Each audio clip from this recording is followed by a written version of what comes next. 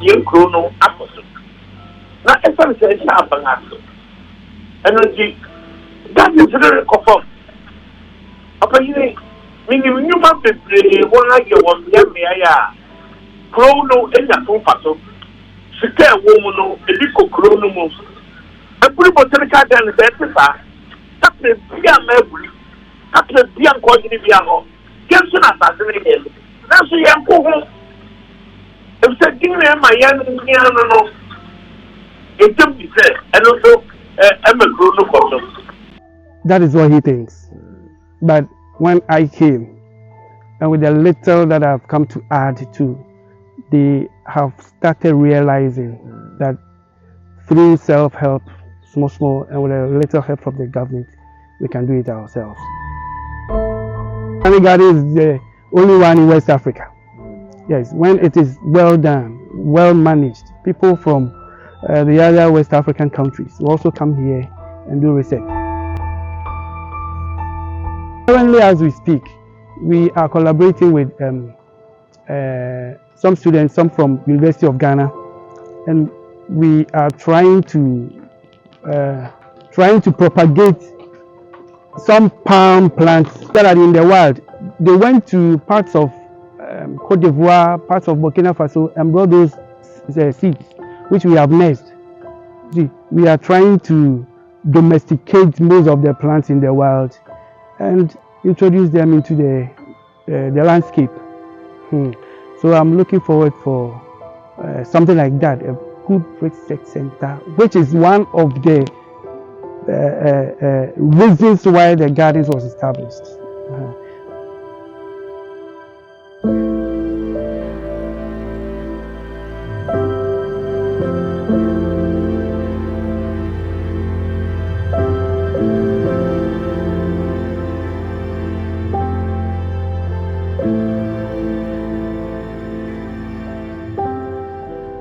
Aburi, a 45-minute drive from Ghana's capital city, Accra, is located in the eastern region on the Kwapim-Togo Range. Aburi Botanical Gardens is located in this peaceful environment with its mountainous and green area, serving as one of the finest destinations to enjoy a cool breeze. Its total land is about 160 acres, with only 3 acres developed. The rest of the land was used as a botanical reserve. Situated on top of the lofty Kwapim mountain, the garden was opened in March 1890 and was founded by Governor William Branford Griffiths and Dr. John Farrell Esmond. Before the garden was established, it was used as a site of a sanatorium built in 1875 for Gold Coast government officials. In view of its geographical position on the mountain, with various tropical tree species, the town became a haven for both foreign and local tourists. This has made the name Aburi become synonymous with that of the gardens. In previous years, Aburi Botanical Gardens became a big tourist attraction, putting the small Aburi township on the tourism map of the world. Averagely, 93 people visit Aburi Gardens daily, with majority of visitors who would have wished to stay for a day or two are compelled to return, as rooms do not provide any comfort. The number of tourists to Aburi Botanical Gardens has been dwindling for years. In 2019, Chief of Aburi, Otubo Jan Kwesi II, made an appeal to government to consider privatizing the Aburi Botanical Garden to facelift its potentials in developing a Aburi community. He reaffirmed the appeal on a phone call interview on Peace FM in Accra. Yeah, it's Aburi Botanical Gardens, you know. As you think, I'm my young chrono apostle. Now, if I say Abangaso, energy that is very conform. Upon you, meaning you must be one like your one, Yamia. Chrono in the Pumpaso. Sika woman, a little chrono moves. Aburi Botanical Garden is everywhere. That's a Bian Mabry. That's a Bian Quadriviano. Jensen assassinated. That's a young woman. If they give me my young piano, It can be said, and also, I'm a grown up. 2023, and the major question we should be asking is privatization an alternative to solving the problems of Aburi Botanical Garden? 3 years ago, the Burihini of this community made an appeal to the president, the Republic President Anaduranko Akufo-Addo, to privatize the Aburi Botanical Garden to raise its standards. The major question is that an alternative? And how would that be an impact to the working people of this community and those who work here? The Aburi Botanical Garden has been the major garden and the only garden in West Africa, and one of the greatest and the biggest garden on the African continent. Many questions should be asked. Meet 63-year-old Ekufo, who has been working in the gardens for over 40 years. He tells the team about his experience and how things has become very difficult, making workers to resort to other means for survival. My enthusiasm is still pending, but we're short of workers. Due to that, our extending of work has gone down, which we need governments to come in with support so that the management also can have new hands to come and help us to upgrade. Yeah. When you talk about, you've lost workers, what exactly sent the workers away? At first we were many. Before you get to the Botanic Garden, the workers that we have them here, some died, some goes on pension, some also stop working. Why did they stop? But as time goes, then if you feel to stop, you stop.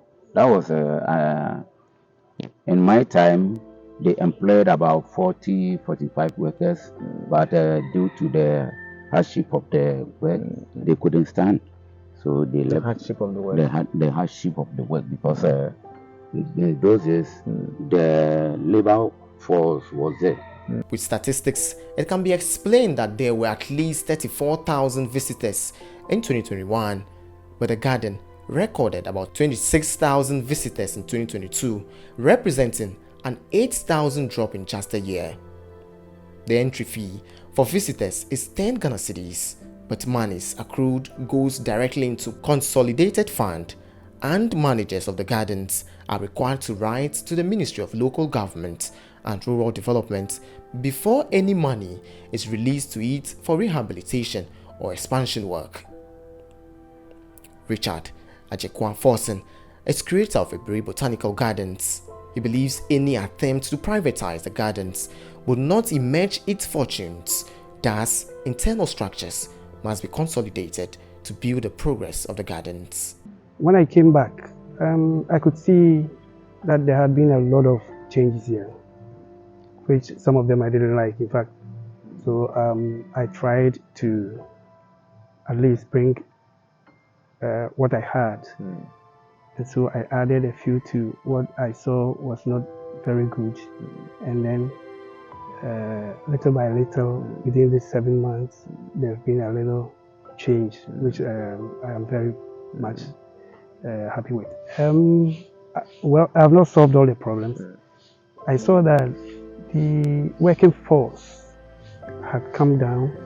And then most of the workers, the rest that we have, are aged. That is what he thinks.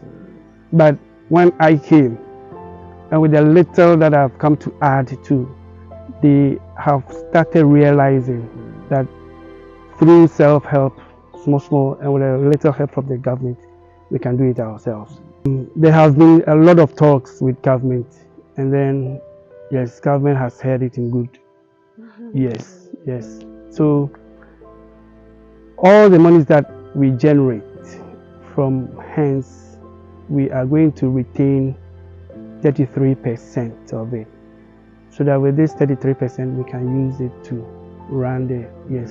This botanic garden is the only one in West Africa. Yes, when it is well done, well managed, people from the other West African countries will also come here and do research. Currently, as we speak, we are collaborating with some students, some from University of Ghana, and we are trying to trying to propagate some palm plants that are in the wild. They went to parts of Cote d'Ivoire, parts of Burkina Faso, and brought those seeds, which we have nursed. See, we are trying to domesticate most of the plants in the wild and introduce them into the landscape.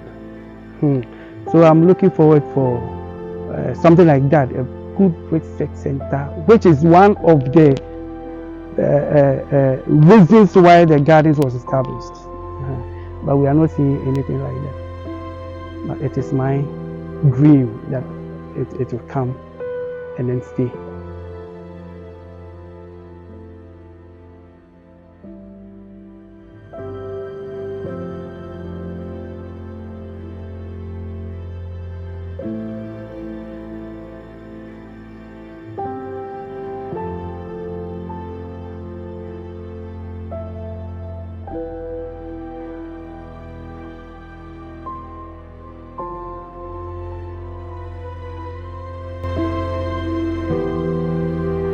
It is evident that, resorting to privatizing the Aburi Botanical Garden cannot be the last resort for the country.